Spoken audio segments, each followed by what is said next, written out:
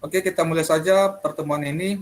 Ya, jadi topik untuk pertemuan ini sebenarnya lanjutan dari topik yang sebelumnya berkaitan dengan uh, perencanaan kapasitas strategis untuk jasa. Ini memang sudah kita bahas pada pertemuan sebelumnya. Ya, tentu kita bahas dasar-dasar dulu tentang perencanaan kapasitas yang strategis. Jadi berkaitan dengan yang saya sampaikan tugas di dalam tugas itu Anda mencari topik yang berkaitan dengan tantangan perencanaan kapasitas jasa. Jadi kalau berbicara tantangan tentu bagaimana kita bisa memenuhi uh, layanan jasa kita bisa dinikmati dengan baik, bisa tepat waktu kepada konsumen sehingga prinsip kepuasan yang harus kita penuhi terhadap konsumen bisa terpenuhi. Kira-kira begitu berkaitan dengan tantangan. Jadi secara teori ada 3 faktor penting untuk memenuhi tantangan perencanaan kapasitas usaha jasa. Faktor yang pertama itu berkaitan dengan kebutuhan untuk dekat dengan pelanggan. Kebutuhan untuk dekat dengan pelanggan.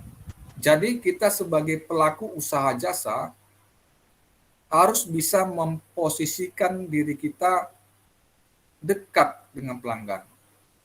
Bagaimana cara dekat dengan pelanggan? Tentu kita lah strategi-strategi seperti apa yang harus kita lakukan, cara-cara seperti apa yang harus bisa kita lakukan, sehingga kita bisa diterima, sehingga kita bisa dekat dengan konsumen kita atau pelanggan kita. Dengan kita dekat dengan pelanggan, tentu akan bisa menciptakan suatu loyalitas, kesetiaan daripada pelanggan supaya mereka secara berkelanjutan, secara berkesinambungan mau menggunakan jasa yang telah pernah kita tawarkan kepada mereka. Selanjutnya, faktor yang kedua berkaitan dengan tantangan untuk perencanaan kapasitas usaha jasa itu faktor ketidakmampuan untuk menyimpan jasa. Jadi kan sifat jasa itu kan tidak tampak, tidak bisa dilihat, tidak bisa dirasakan. Tetapi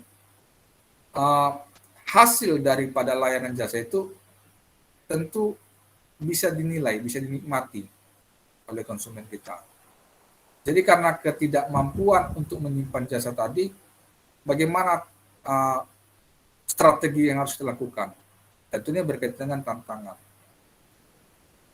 Faktor yang ketiga berkaitan dengan tantangan juga itu tingkat perubahan permintaan. Sebagaimana yang kemarin kita sudah sebutkan, bahwasanya kebutuhan manusia itu kan terus berubah. Kebutuhan manusia itu terus meningkat. Sehingga kita tidak bisa memprediksi berbagai perubahan-perubahan terhadap kebutuhan manusia. Tentu perubahan-perubahan itu akan disesuaikan dengan permintaan. Itulah tantangan kita bagaimana bisa kita menyesuaikan berbagai perubahan-perubahan terhadap permintaan kebutuhan daripada konsumen. Apakah jasa layanan kita itu tetapkah diminatin oleh konsumen kita atau ada lagi yang mau diharapkan oleh konsumen atas jasa yang pernah kita tawarkan. Gitu ya, apakah berkaitan dengan fasilitas yang perlu kita tambahkan, apakah sikap dari karyawan kita ketika mereka melayani harus lebih dekat, lebih respon, lebih tanggap dan sebagainya. Jadi itulah faktor-faktor penting yang berkaitan dengan tantangan perencanaan kapasitas untuk jasa. Selain itu, untuk bisa menyesuaikan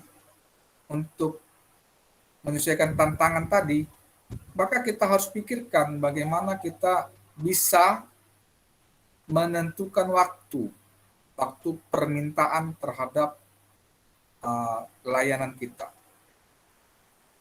Sebagai contoh, kalau praktek dokter kan gitu ya, harus bisa menentukan waktu layanannya secepat mungkin sehingga bisa meminimalisir kemungkinan pasien kita merasa bosan, kan gitu ya.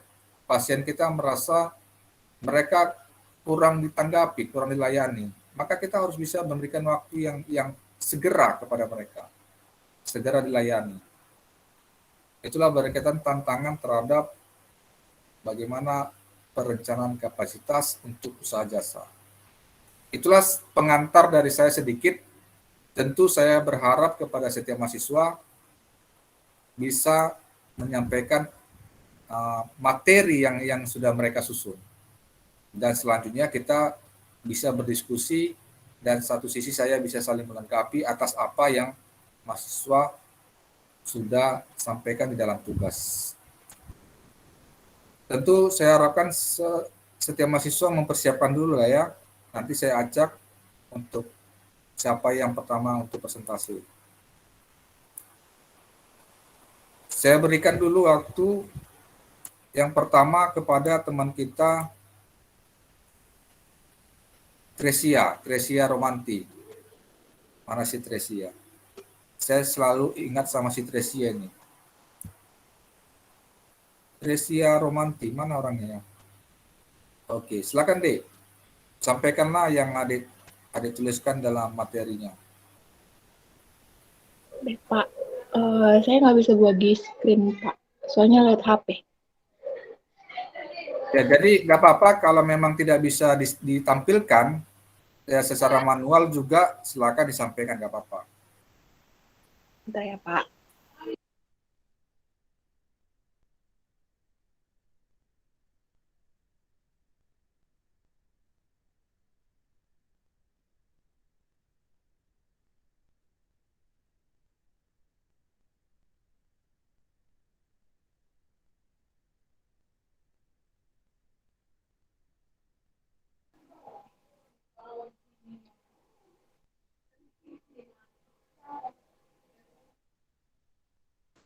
Suaranya nggak keluar deh.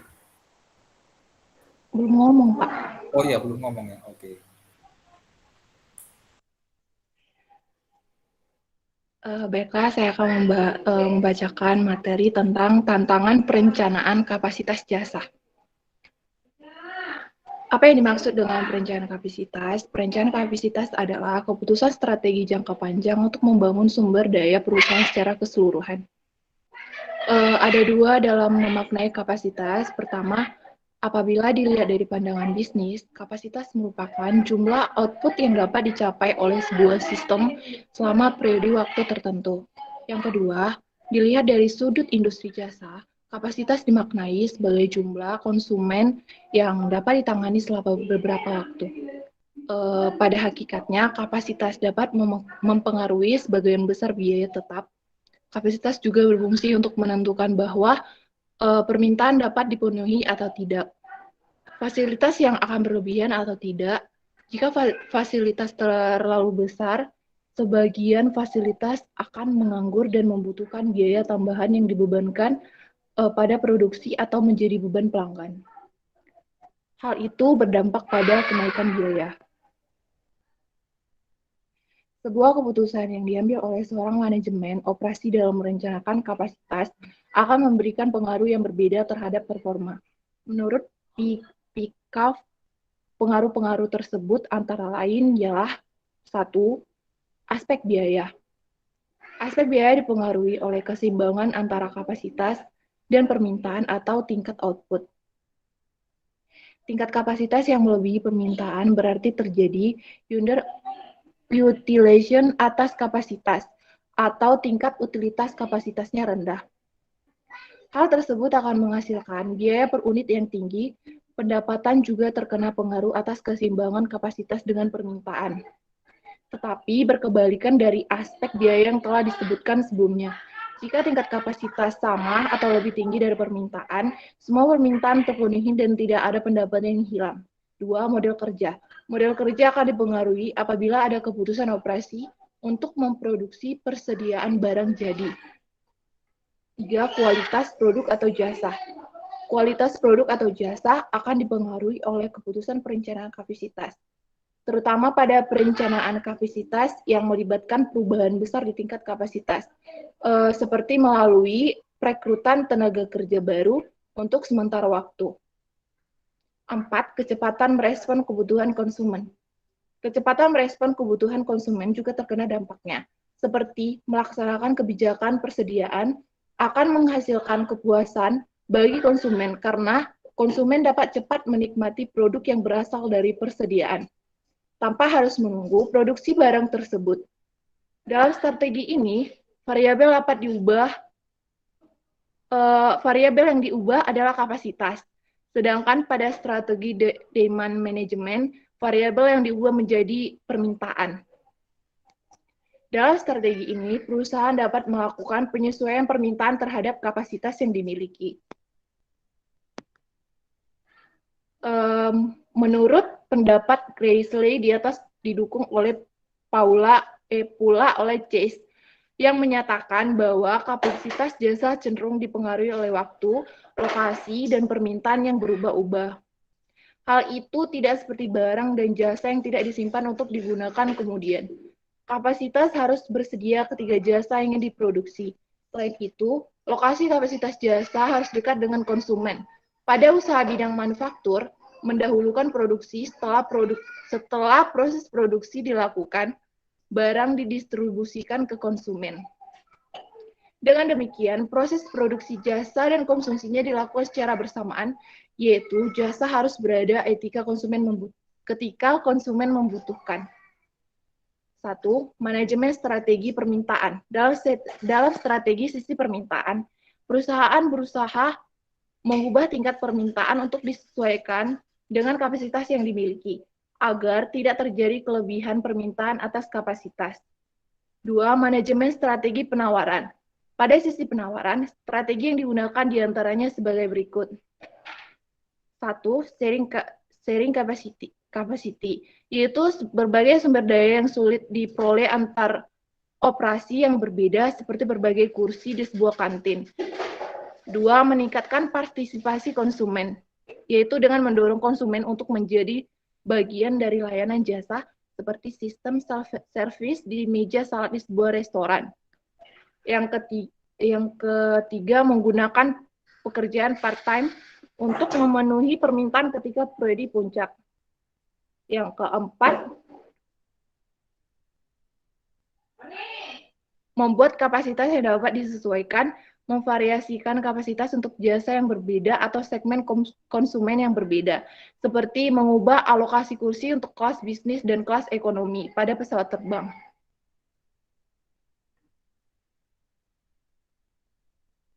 Faktor terpenting dalam perencanaan kapasitas jasa antara lain yaitu 1.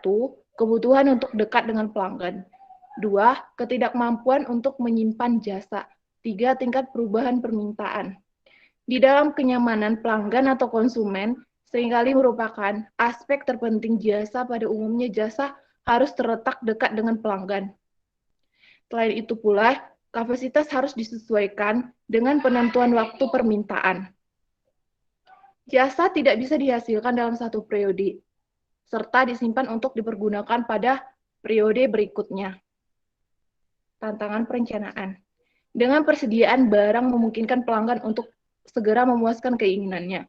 Sementara pelanggan yang menginginkan jasa mungkin harus menunggu. Hal ini bisa menyebabkan berbagai dampak negatif bagi organisasi atau perusahaan yang menyediakan jasa. Oleh karena itu, kecepatan pengiriman atau waktu pelanggan untuk menunggu menjadi perhatian utama perencanaan kapasitas jasa.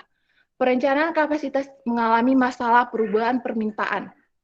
Perubahan permintaan ini cenderung lebih tinggi pada jasa dibandingkan yang terjadi pada barang, tidak hanya di dalam penentuan waktu permintaan, akan tetapi dalam jumlah waktu yang dibutuhkan oleh setiap pelanggan. Contohnya, perbankan cenderung mengalami volume permintaan yang lebih tinggi pada saat hari-hari tertentu dalam satu minggu, dan jumlah sifat transaksinya sebagai besar cenderung bervariasi untuk individu-individu yang berbeda-beda. Lalu, kemudian berbagai faktor sosial budaya Bahkan cuaca juga bisa menyebabkan puncak dan lembah permintaan yang besar. Pada beberapa tantangan kasus strategi manajemen permintaan bisa dipergunakan untuk menyeimbangkan keterbatasan kapasitas. Taktik penentuan harga diskon, promosi, dan taktik serupa bisa membantu mengalihkan beberapa permintaan periode puncak menuju ke periode lambat. Memperbolehkan organisasi untuk mencapai keseimbangan penawaran yang lebih dekat. Setelah menentukan kebutuhan kapasitas, organisasi harus dapat memutuskan untuk menghasilkan barang atau menyediakan jasa sendiri, atau mengahlidayahkan outsource ataupun membeli dari organisasi lain. Udah, Pak. Oke, baik. Terima kasih sama Tresia Romanti. Ya, sepertinya dia menyampaikannya macam kejar-kejaran gitu ya. Apalah. Jadi ada satu poin yang bisa saya ambil dari materi kawan kita ini berkaitan dengan tantangan perencanaan kapasitas. Ada disebutkan di materinya berkaitan kecepatan merespon kebutuhan konsumen. Itu salah satu tantangan juga. Seperti yang kita sebut tadi di awal, bahwasanya kebutuhan konsumen kan terus berubah, terus meningkat. Sesuai dengan selera mereka, sesuai dengan memang kebutuhan yang diinginkan mereka. Dan oleh karena itu, bagaimana kita sebagai perusahaan bisa cepat tanggap, cepat respon terhadap adanya perubahan-perubahan kebutuhan konsumen. Kan begitu ya. Sebagai contoh sederhana, perusahaan seluler terkemuka seperti merek apalah ya, Samsung gitu ya, mereka cepat tanggap terhadap berbagai kebutuhan konsumen. Dan teknologi mereka juga lebih cepat untuk disesuaikan dengan produk mereka. Itulah salah satu tantangan daripada bagaimana kita bisa memenuhi kapasitas kita. Dengan kita tahu adanya perubahan kebutuhan konsumen, maka kita akan berupaya untuk memenuhinya sesuai dengan kapasitas kita, sesuai dengan kemampuan kita, kemampuan sumber daya yang kita miliki. Kira-kira begitu. Itulah satu poin yang bisa saya jelaskan berkaitan dengan materi teman kita. Yang berikutnya saya berikan kesempatan kepada Margareta. Bisa share screen, Pak? Boleh, kalau bisa share screen boleh.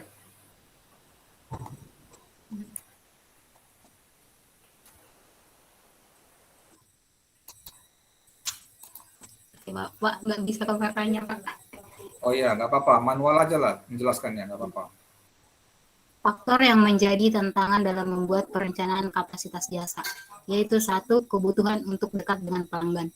Pada perusahaan jasa layanan seperti spa, konsumen adalah raja dan selera seorang raja ada kepercayaan bagi kami untuk lebih memberikan kepuasan. Misalnya ketika layanan kamar spa kami telah penuh, tentunya saya tidak bisa mengatakan bahwa kami mengalami kepenuhan pelanggan. Namun hal yang mungkin bagus untuk tidak mengecewakan pelanggan adalah dengan menawarkan pelayanan lain sebelum pelayanan yang diminta tersedia dan dengan memberikan diskon untuk layanan tersebut. Dan saya sebagai pemilik usaha harus segera mungkin dari awal telah mempertimbangkan dan mempersiapkan kemungkinan hal yang terjadi seperti kepenuhan akan layanan. Ketika mengetahui bahwa usaha kita telah berkembang pesat dan diminati, maka kapasitas jasa yang kita sediakan akan sulit diprediksi. Namun ketika kita dapat mengatasi hal tersebut, maka dekat dengan pelanggan dan menjadi pelanggan tetap akan menjadi kesuksesan yang diinginkan semua perusahaan. Yang kedua, ketidakmampuan untuk menyimpan jasa. Seringkali terjadi kasus bahwa konsumen mengalami kekecewaan karena ketersediaan akan pelayan jasa tidak tersedia akibat dari terjadinya kepenuhan pelanggan. Sebuah perusahaan, hal-hal yang tak terduga sangat sering terjadi. Persediaan barang memungkinkan pelanggan untuk segera memuaskan keinginannya. Padahal pelanggan yang menginginkan jasa kemungkinan harus menunggu sehingga dapat menimbulkan rasa kesal para pelanggan. Ketidakmampuan untuk menyimpan jasa akan menimbulkan dampak fatal terhadap penilaian pelanggan. Namun ketika saya bisa menargetkan dengan penuh pertimbangan untuk usaha layanan jasa, apalagi layanan usaha yang telah saya rencanakan yaitu spa, akan sulit untuk menemukan pelanggan. Sehingga setiap langkah yang saya ambil adalah penuh dengan ketelitian. Apalagi orang-orang yang saya targetkan adalah para pelanggan elit yang tidak menyukai kalimat menunggu. Yang ketiga, tingkat perubahan permintaan. Ketika berbicara konsumen atau pelanggan, terdapat dalam kesulitan dalam memprediksi setiap permintaannya. Karena sering terjadi perubahan permintaan. Itu menjadi tantangan bagi perusahaan yang harus segera menemukan solusi karena kembali ke hasil dari tanggapan si pelanggan, karena apapun yang kita lakukan semuanya disediakan untuk kepuasan pelanggan.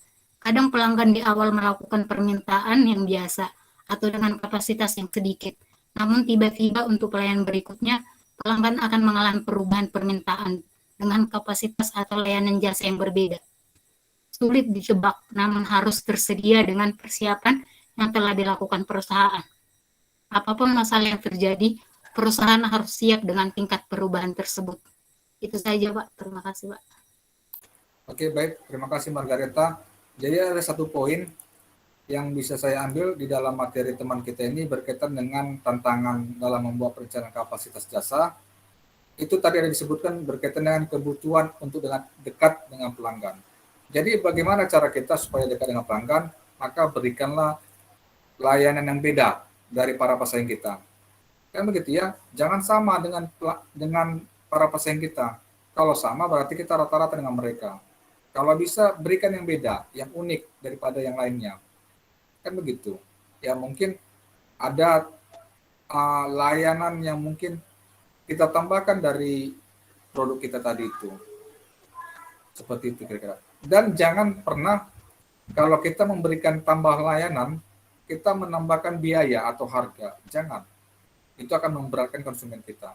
Tetapi kalau kita ingin memberikan yang terbaik, dengan memberikan tambahan layanan yang lebih baik lagi, maka itu sebagai bonus atau fasilitas tambahan yang bentuk upaya kita supaya konsumen kita semakin suka, semakin dekat dengan kita. Itu tantangan juga, karena tidak semua bisa orang melakukan itu. Kan begitu. Maka buatlah layanan yang beda dari yang lainnya. Yang tidak dipunya orang kita punya, kan gitu ya. Seperti itu kira-kira singkat daripada poin yang bisa saya ambil dari materi teman kita. Selanjutnya kita berikan kesempatan sama Indra Wijaya Pane. Udah masuk ya, Indra Wijaya Pane? Baik, Pak. Oke, silakan Dik. Tantangan perencanaan kapasitas jasa. Perencanaan kapasitas merupakan komponen strategis utama dalam mendesain sistem. Perencanaan kapasitas meliputi banyak keputusan dasar dengan konsekuensi jangka panjang bagi usaha. Seperti pentingnya keputusan kapasitas, pengukuran kapasitas, bagaimana kebutuhan kapasitas ditentukan, serta pengembangan dan evaluasi alternatif kapasitas. Perencanaan kapasitas jasa merupakan kegiatan penentuan dan pembaharuan kebutuhan kapasitas jasa. Sasaran perencanaan kapasitas untuk mencapai kesesuaian antara kemampuan pasokan organisasi jangka panjang dengan prediksi tingkat permintaan jangka panjang organisasi dalam perencanaan kapasitas karena berbagai alasan, misalnya perubahan permintaan, perubahan teknologi, perubahan lingkungan, serta ancaman atau peluang yang dirasakan. Oleh karena itu, keputusan kapasitas merupakan salah satu keputusan paling mendasar di antara semua keputusan besar. Keputusan perencanaan kapasitas jasa bisa jadi sangat penting seperti keputusan kapasitas berdampak pada kemampuan organisasi untuk memenuhi permintaan jasa yang akan datang. Keputusan kapasitas mempengaruhi biaya operasi jasa, menentukan daya saing, kemudahan pengolahan operasional. Perencanaan kapasitas menjadi penentu biaya awal. Tantangan dalam perencanaan kapasitas jasa antara lain kebutuhan untuk dekat dengan pelanggan, ketidakmampuan untuk menyimpan jasa, tingkat perubahan permintaan. Pada umumnya juga harus terletak dekat dengan pelanggan. Demikian juga dengan persediaan barang, memungkinkan pelanggan untuk segera memuaskan keinginannya. Sementara pelanggan menginginkan jasa yang mungkin harus membuat mereka menunggu. Hal ini bisa menyebabkan berbagai dampak negatif bagi organisasi atau perusahaan yang menyediakan jasa. Oleh karena itu, kecepatan pengiriman atau waktu pelanggan yang menunggu harus menjadi perhatian utama perencanaan kapasitas jasa. Perencanaan kapasitas jasa juga mengalami perubahan permintaan. Perubahan permintaan ini cenderung lebih tinggi pada jasa dibandingkan dengan pada produk. Tidak hanya dalam penentuan waktu permintaan, akan tapi juga dalam jumlah waktu yang dibutuhkan oleh setiap pelanggan jasa. Sekian, Pak. Oke, terima kasih Hendra Wijaya. Ya, sama tadi seperti temannya tadi, hampir sama materinya. Selanjutnya kita berikan waktu kepada Audrey Arisandi lah ya. Audrey Arisandi, silakan Dek. Apa yang bisa kita sampaikan, sampaikan Dek. Ini share screen, Pak. Boleh, kalau bisa di share screen boleh. Kalau tidak memungkinkan, tidak apa-apa. Bisa manual.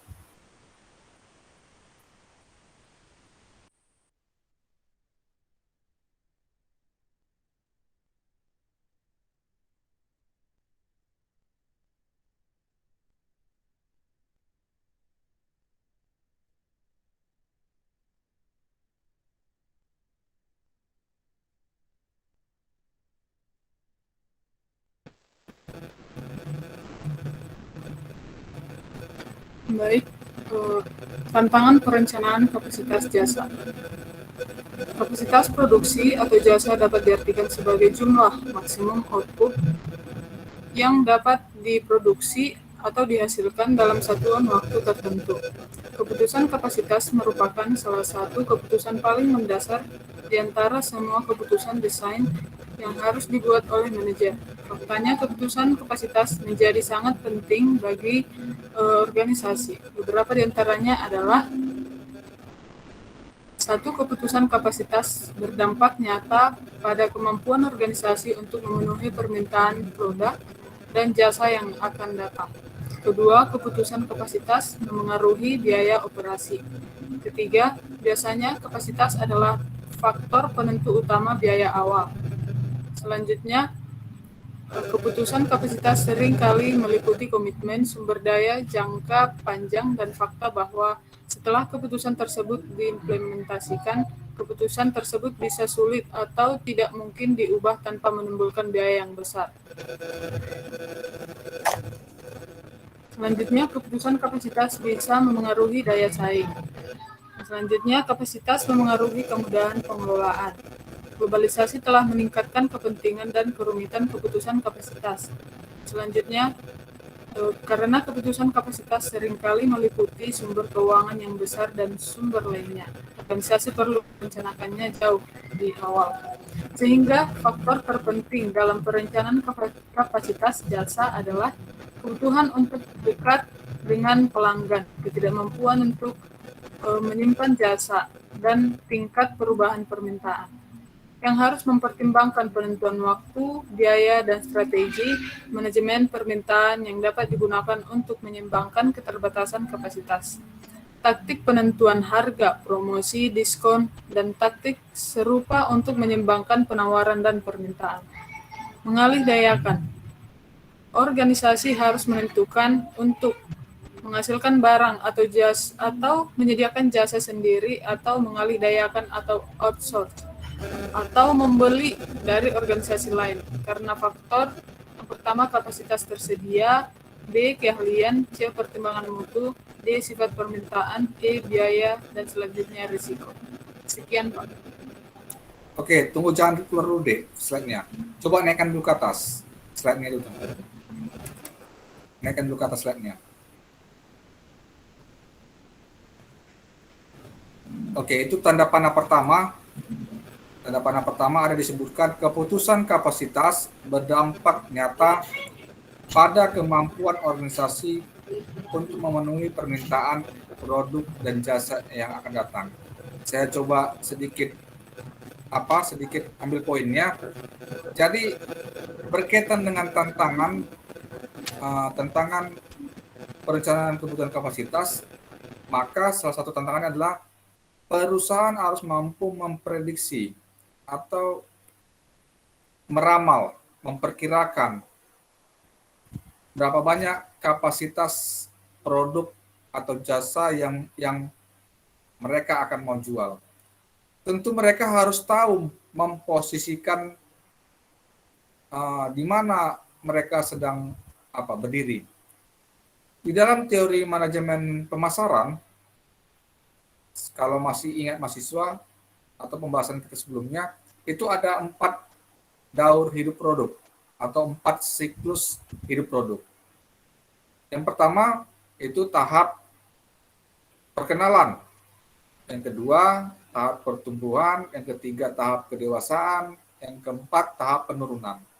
Jadi kita harus tahu posisi kita di mana. Apakah perusahaan kita berada di tahap perkenalan atau produk kita masih di dalam tahap perkenalan.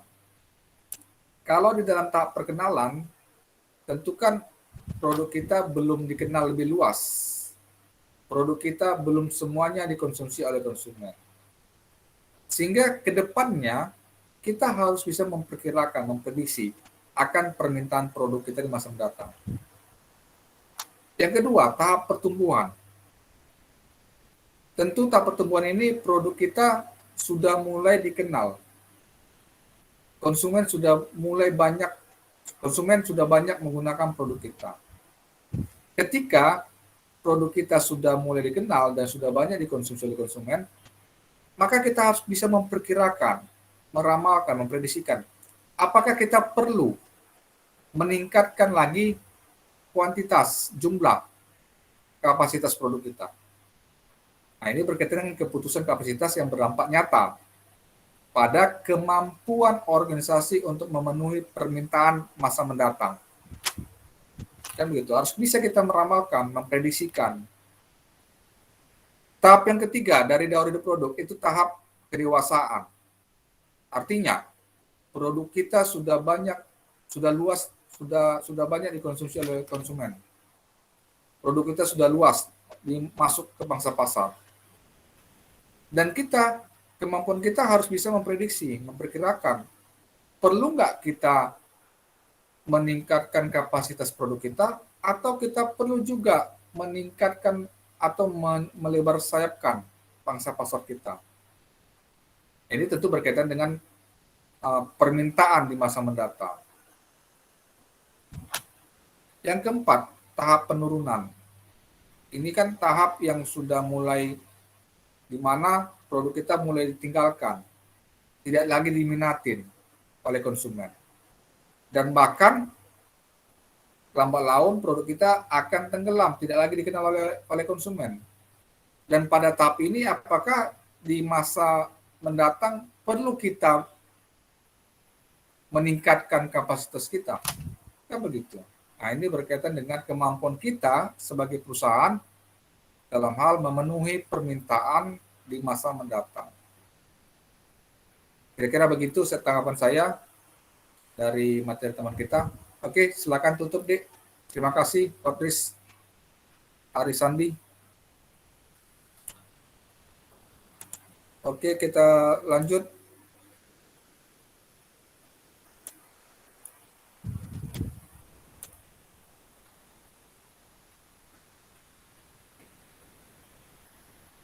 Firda Ade ada ya? Firda Ade Sagita. Ada Firda Ade? Kosongnya. Baik, kalau nggak ada. Erikson Samosir. Silakan, Dek. Baik, Pak. Tantangan perencanaan kapasitas jasa.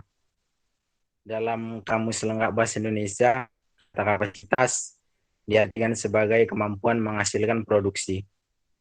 Dengan demikian, peningkatan kapasitas dapat diartikan sebagai upaya peningkatan kemampuan tenaga kerja dalam menghasilkan suatu produksi.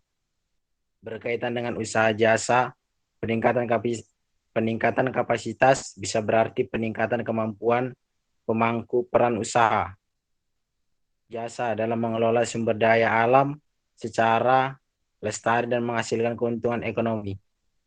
Perencanaan kapasitas merupakan komponen strategis utama dalam mendesain sistem. Perencanaan kapasitas meliputi banyak keputusan dasar dengan konsekuensi jangka panjang bagi organisasi. Konsep perancangan jasa jauh lebih sukar dipahami daripada perancangan produk. Jasa adalah bukan sesuatu yang selalu dapat digenggam dalam suatu tangan dan merupakan barang-barang yang tidak tahan lama serta tidak dapat disimpan. Jasa yang tidak dinikmati hari ini tidak dapat disimpan sebagai persediaan dan ditambahkan pada jasa yang dinikmati besok. American Airlines merupakan perusahaan penerbangan pertama yang menyadari masalah ini, sehingga berusaha menyusun suatu model yang disebut dengan yield management. Tidak sama halnya dengan barang yang dapat disimpan dalam gudang untuk tujuan konsumsi masa yang akan datang. Jasa adalah pengalaman pribadi yang tidak nyata, yang tidak bisa dipindahkan dari seorang kepada orang lain. Faktor-faktor penentu kapasitas. Banyak keputusan mengenai desain sistem berdampak pada kapasitas.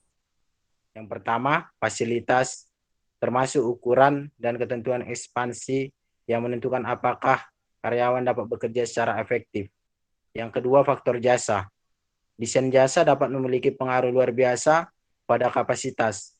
Semakin besar peluang untuk standarisasi, metode, dan bahan baku suatu produk, semakin mengarah ke kapasitas yang lebih bagus.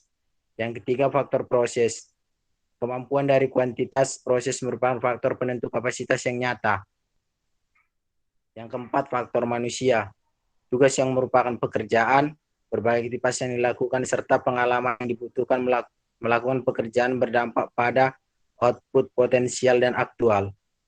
Yang kelima, faktor kebijakan. Kebijakan manajemen seperti memberikan cuti atau lembur kepada pegawai dapat mempengaruhi kapasitas. Yang keenam, faktor operasi. Masalah penjadwalan bisa terjadi ketika organisasi memiliki perbedaan kemampuan peralatan di antaranya, berbagai alternatif peralatan dan persyaratan pekerjaan. Udah itu aja, Pak. Oke, baik. Jadi tantangannya di mana, di Erickson? Berkaitan dengan kebutuhan kapasitasnya. Di mana tantangannya?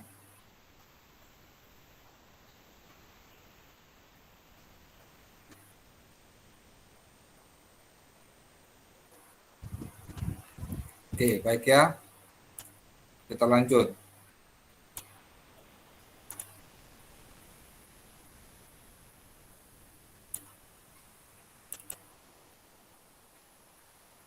Doli Adam, silakan Doli Adam.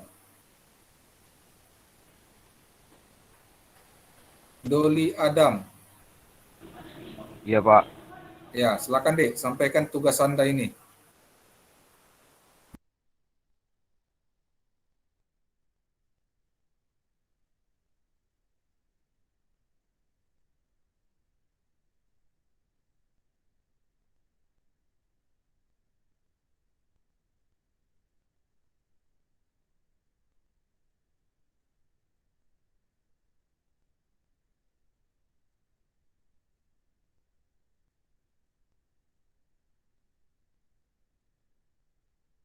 Sabar ya, Pak. Belum bisa dibuka filenya, Pak. Oke, baik. Sambil menunggu, nanti setelah ini saya suruh adik ya, saya kasih lu kesempatan yang lain dulu, supaya nggak habis waktu kita. Terima kasih, Pak. Ya, tapi persiapkan dulu materi adik.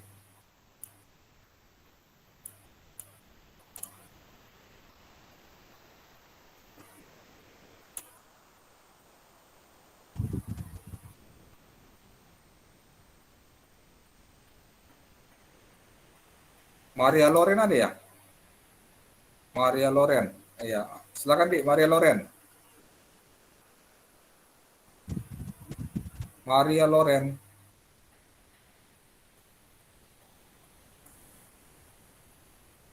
Oke, sepertinya keluar dia.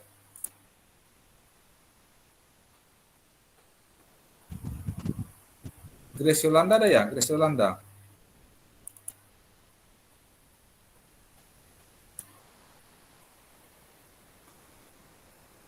Oke, enggak ada ya. Firda Ade lah, Firda Ade. Firda Ade.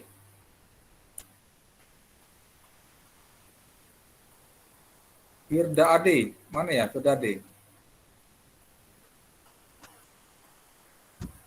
Halo Firda Ade.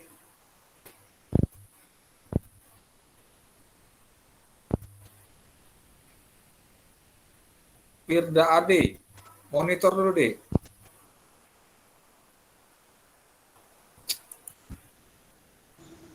Sudah bisa ini Pak. Oke, silakan deh. Doli, silakan Doli. Tantangan perencanaan kapasitas jasa. Dalam Kamus Lengkap Bahasa Indonesia, kata kapasitas diartikan sebagai kemampuan menghasilkan produksi. Dengan demikian, peningkatan kapasitas dapat diartikan sebagai upaya peningkatan kemampuan tenaga kerja dalam menghasilkan berkaitan dengan usaha jasa. Peningkatan kapasitas bisa berarti peningkatan kemampuan pemangku peran usaha, stakeholder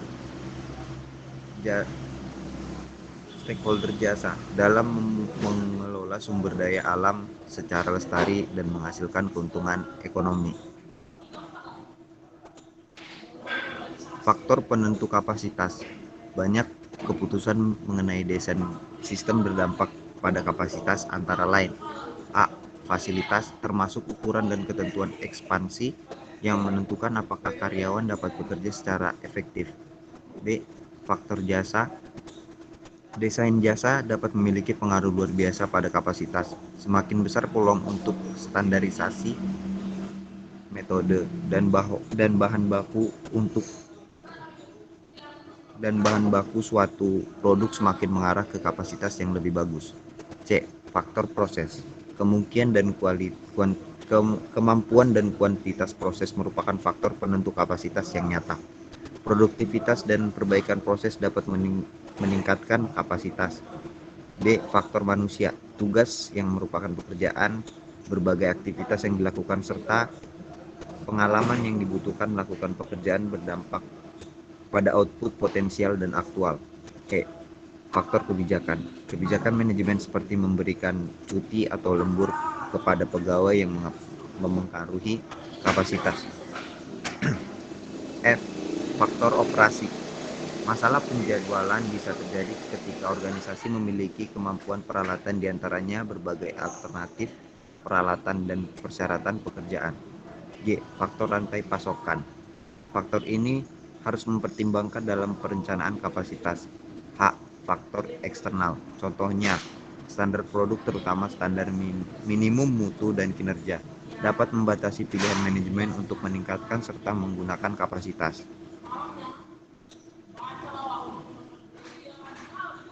Udah Pak. Oke, baik, terima kasih sama Doli. Selanjutnya Dini Wanti Siregar. Dini Wanti Siregar ada?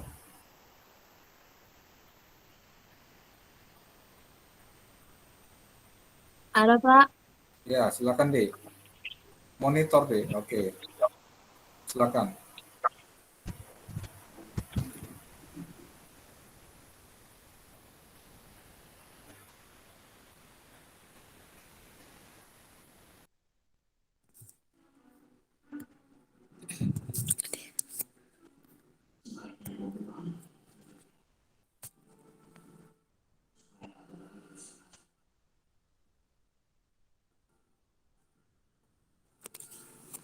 Tunggu ya, Pak. Tantangan perencanaan kapasitas kerja jasa. Ada dua pandangan dalam memaknai kapasitas. Pertama, apabila dilihat dari pandangan bisnis, kapasitas merupakan jumlah output yang dapat dicapai oleh sebuah sistem selama periode waktu tertentu. Kedua, dilihat dari sudut industri jasa, kapasitas dimaknai sebagai jumlah konsumen yang didapat ditangani selama beberapa waktu. Case dan Jacob mendefinisikan kapasitas sebagai kemampuan untuk menampung, menerima, menyimpan, atau mengakomodasi. Menurut G.R. Terry, perencanaan adalah tindakan memilih dan menghubungkan fakta dan membuat serta menggunakan asumsi-asumsi mengenai masa yang akan datang dalam hal memvisualisasikan, menggunakan, dan merumuskan aktivitas yang dianggap perlu untuk mencapai hasil yang diinginkan. Adapun kapasitas merupakan hasil produksi atau jumlah unit yang dapat ditahan, diterima, disimpan, atau diproduksi oleh sebuah fasilitas dalam periode waktu tertentu. Pada hakikatnya, kapasitas dapat mempengaruhi sebagai besar biaya tetap.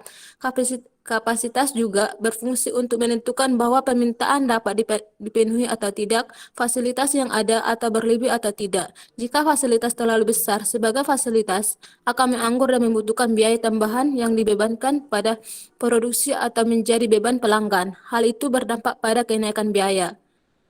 Dalam praktiknya, perencanaan kapasitas adalah penentuan kebutuhan kapasitas masa depan yang sebagian besar didasarkan pada permintaan pada masa yang akan datang. Jika permintaan barang dan jasa dapat diramalkan dengan tingkat ketepatan yang memadai, penentuan kapasitas dapat langsung dilakukan. Dalam industri manufaktur, kapasitas diartikan sebagai jumlah yang dapat diproduksi oleh mesin dalam suatu ukuran waktu.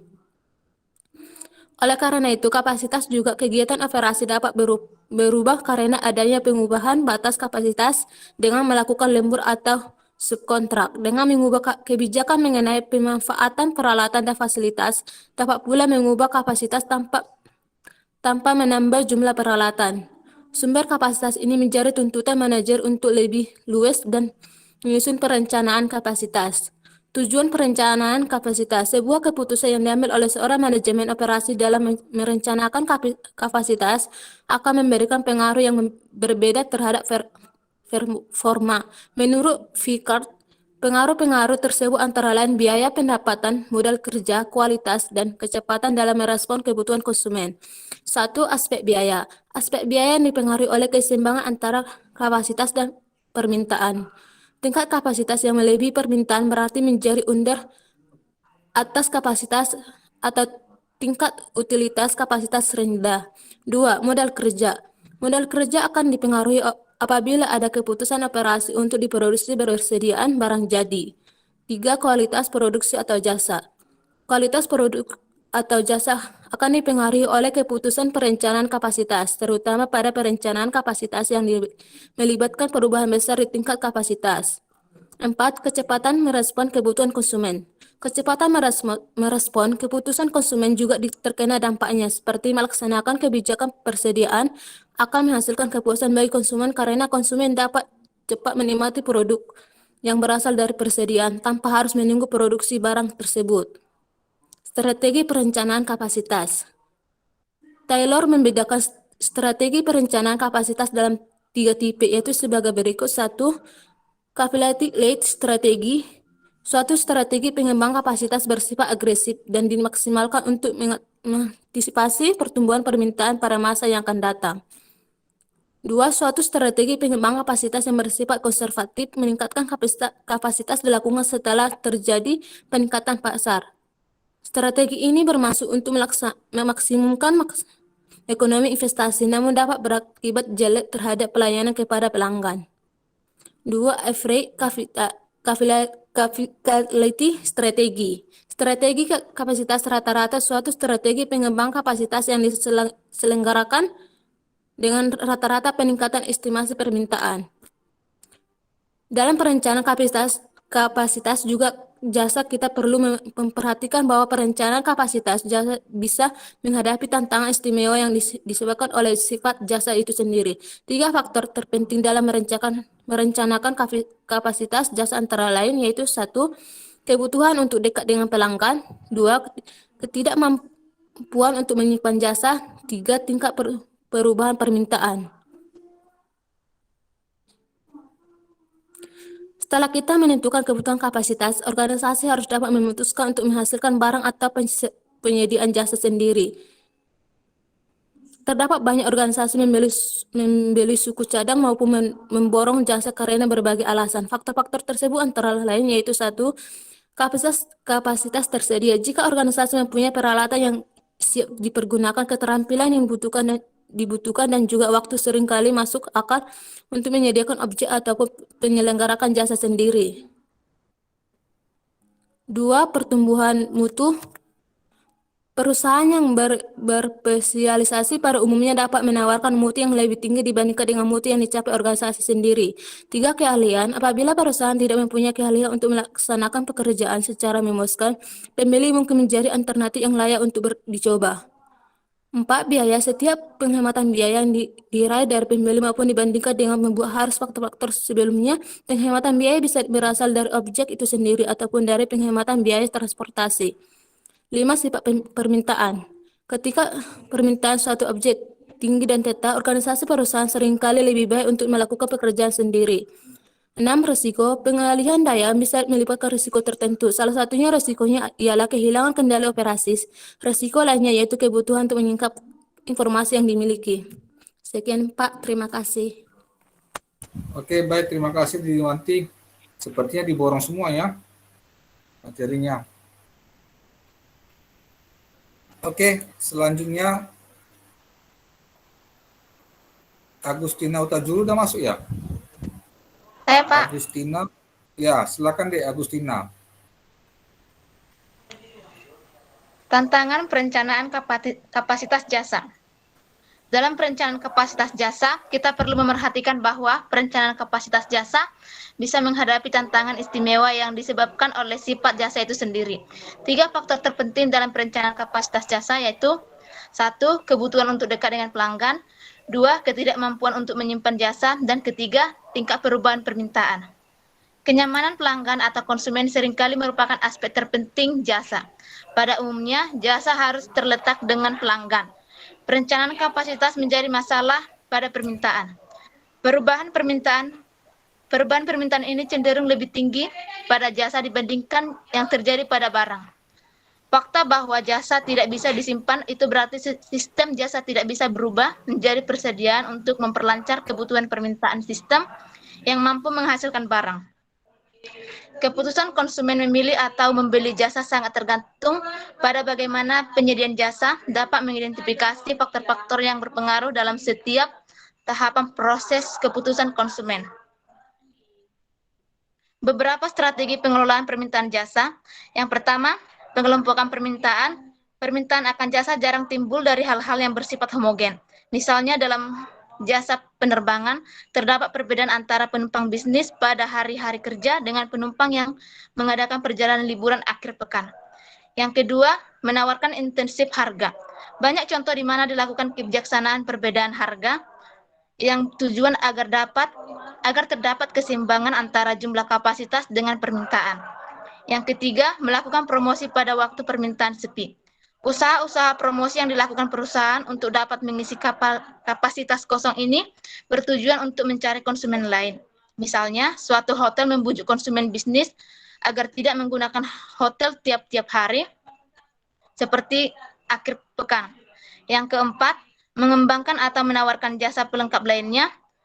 Bioskop juga menawarkan jasa-jasa lain seperti kios yang menjual makanan kecil dan keperluan penting lainnya yang disediakan bagi penonton selama menunggu mulai pertunjukannya. Sekian. Baik, terima kasih sama Agustina Utajulu. Kita berikan waktu lagi kepada Siswandi lah. Mana Siswandi? Hadir Pak. Siswandi. Ya, silakan deh, sampaikan deh apa yang ada bisa jelaskan. Oke, bentar ya Pak.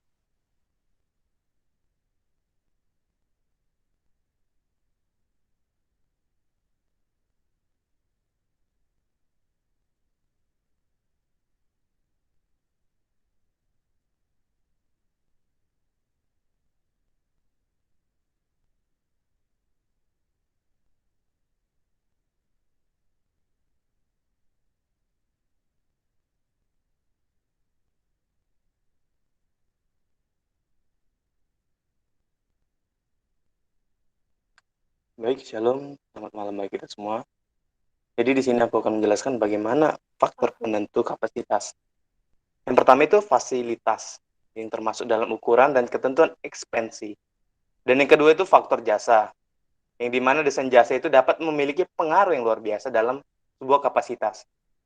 Dan yang ketiga itu ada faktor proses, yang dimana produktivitasnya dan perbaikannya secara proses yang secara meningkatkan kapasitas tersebut. Yang keempat itu jangan lupa ada namanya faktor manusia, yang dimana semua merupakan pekerjaan dalam berbagai aktivitas yang dilakukan dalam pengalaman secara output potensial dan aktual. Dan ada juga yang kelima faktor kebijakan dan faktor operasi, faktor rantai pasokan. Nah, di sini ada yang lucunya, itu yang di bagian B yang saya kerjakan, yaitu faktor kunci pelayanan. Jadi setiap penentuan kapasitas atau penentuan perencanaan kapasitas itu harus ada namanya 4 hal, yaitu di mana lini pelayanan yang ditawarkan, ketersediaan pelayanan, tingkat pelayanan, garis tunggu, dan kapasitas pelayanan. So, jadi kita, ya kayak dibilang teman-teman tadi semua, betul, ya kita harus memahami, jika sebuah produk kita udah launching, udah terbaik gitu, pastinya akan namanya pelanggan yang sering supply-nya sama kita gitu. Ci, kan kita biasanya kan kalau beli laptop kan, Ci, kita mau naik gini-gini sih, boleh nggak spill yang bagusnya dong gitu. Nah, sama, ya kita pasti harus menentukan faktor dan kunci pelayanan tersebut agar konsumen kita dapat melihat daya tariknya. Dan ada itu tantangan perencanaan kapasitas. Ada 3 hal yang saya buat, yaitu pertama, permintaan secara berlebihan, permintaan melampaui kapasitas optimum, dan ketiga, permintaan dan penawaran seimbang pada tingkat kapasitas optimum. Oh ya, ada satu lagi ternyata, yaitu kapasitas secara berlebihan. Dan juga di dalam perencanaan kapasitas ini ada namanya 2 pendekatan yang harus diperhatikan. Yang pertama, menyesuaikan tingkat kapasitas untuk memenuhi variasi permintaan dan mengelola tingkat permintaan, melakukan pendekatan sehingga membutuhkan kerjasama antara pengelola dan pimpinan, dan dalam SDM kita. Dan yang kedua itu mengelola tingkat permintaan, yang dimana harus menggunakan strategi pemasaran untuk meratakan puncaknya dan mengisi lembahnya itu agar menghasilkan aliran permintaan jasa yang lebih konsisten gitu. Dan yang F itu ada namanya model-model antrian dan perencanaan jasa, yang dimana modelnya itu yang pertama itu tingkat kedatangan rata-rata atau pelanggaran atau mendapatkan pelayanan yang terbaik. Dan yang kedua itu ada tingkat pelayanan rata-rata. Dan yang ketiga itu yang C itu jumlah fasilitas pelayanan.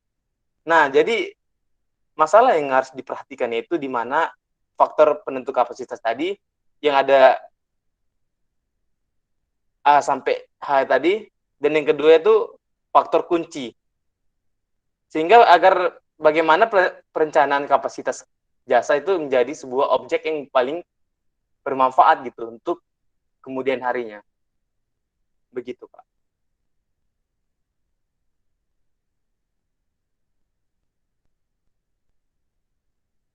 Oke, sudah Siswandi? Sudah, Pak. Oke, terima kasih atas penjelasan yang baiknya. Kita lanjut yang berikutnya. Aris Marlinda. Ada Aris Marlinda? Ada, Pak. Oke, silakan deh, sampaikan deh. Tantangan perencanaan kapasitas. Di dalam praktiknya, perencanaan kapasitas adalah penentuan kebutuhan kapasitas masa depan yang sebagian besar didasarkan pada permintaan masa yang akan datang.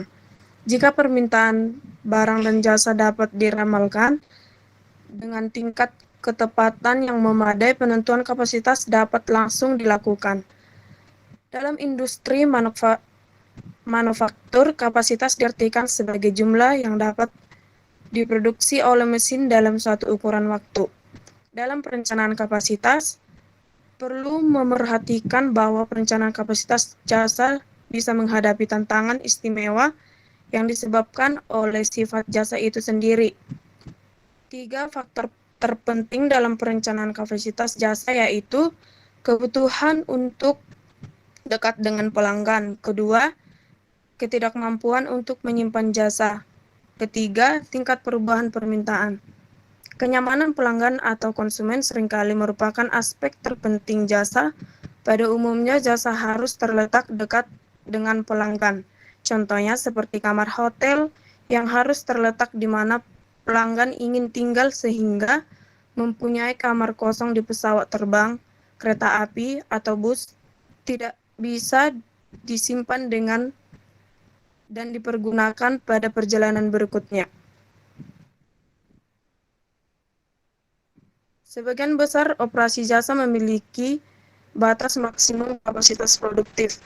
Jika permintaan melampaui penawaran, maka ada kemungkinan perusahaan akan kehilangan sebagian pelanggannya atau mungkin juga pelanggan terpaksa menunggu. Sekian, Pak. Oke, baik. Haris Marlinda. Ridianto lah dulu. Ridianto Agung. Baik, Pak. Ridianto Agung. Iya, Pak. Silakan. Baik, Pak. Ya, oke.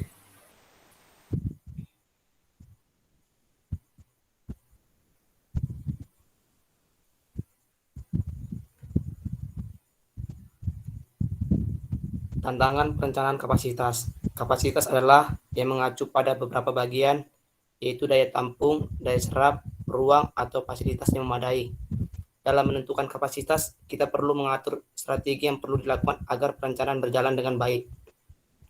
Tujuan dari perencanaan kapasitas ini adalah untuk meminimalisasi kapasitas perusahaan dengan permintaan konsumen terhadap produk dengan melakukan beberapa cara menggunakan elemen-elemen kapasitas antara lain pekerja, mesin, gudang, dan rekayasa. Kapasitas terdapat 3 strategi, yaitu capacity led strategi, yaitu kapasitas berada di depan permintaan. Strategi ini cocok untuk pasar yang ada berkembang saat ini. Yang kedua, capacity lag strategi, yaitu kapasitas berada di bawah permintaan.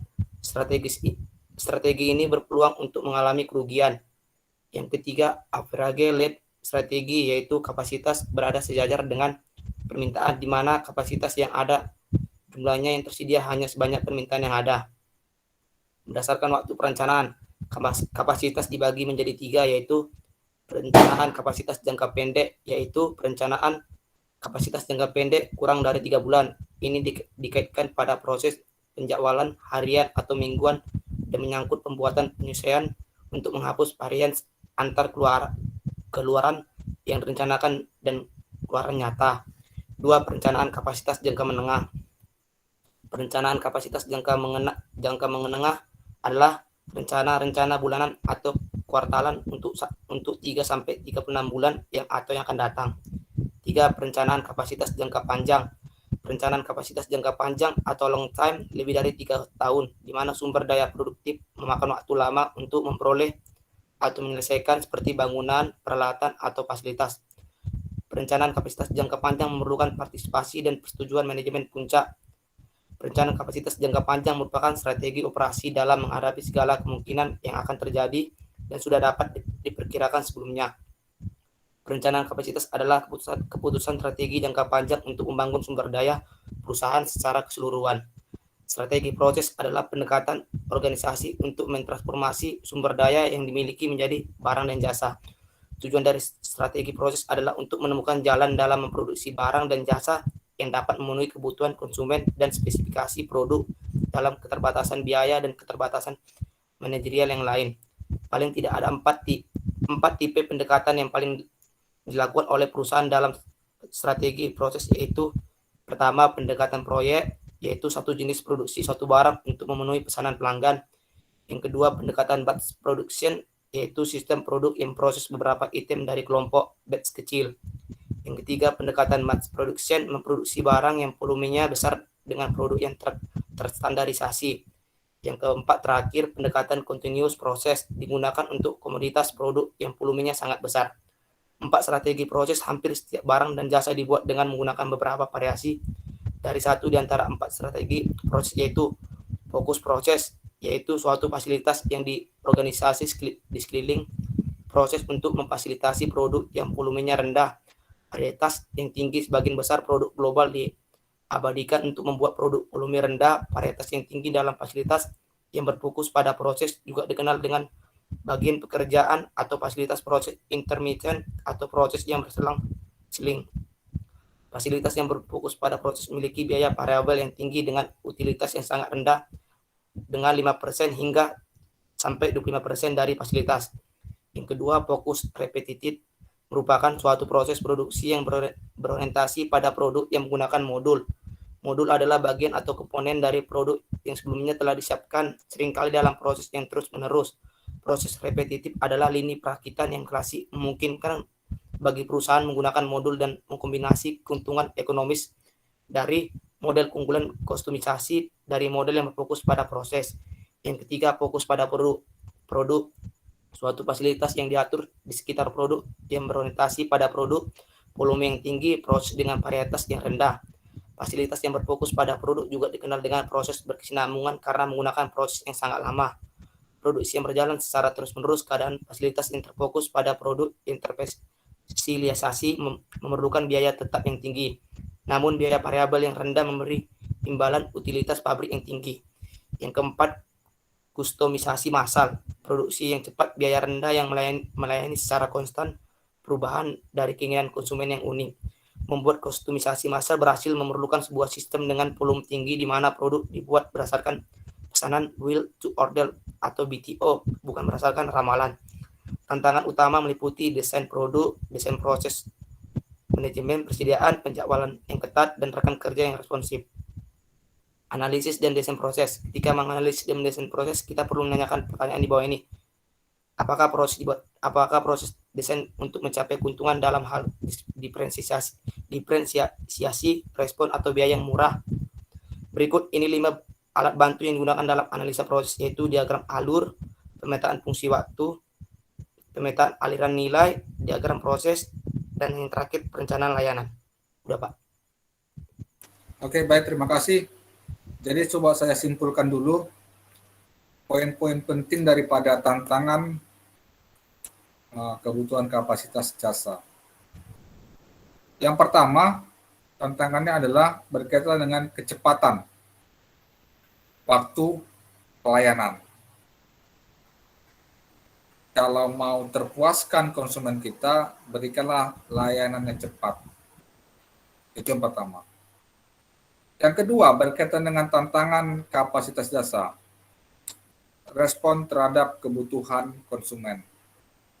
Seperti yang kita singgung tadi, perusahaan harus cepat tanggap, respon berbagai perubahan-perubahan daripada kebutuhan konsumen. Karena kebutuhan konsumen selalu berubah, berkembang, dinamis. Tantangan yang ketiga berkaitan dengan kapasitas jasa. Tentu ketika kita ingin melayani, ingin cepat dalam melayani, tentu kita menggunakan peralatan yang memadai. Begitu ya, peralatan yang memadai, fasilitas yang memadai sebagai pendukung kita melayani. Bisa nggak kita penuhi itu fasilitas itu?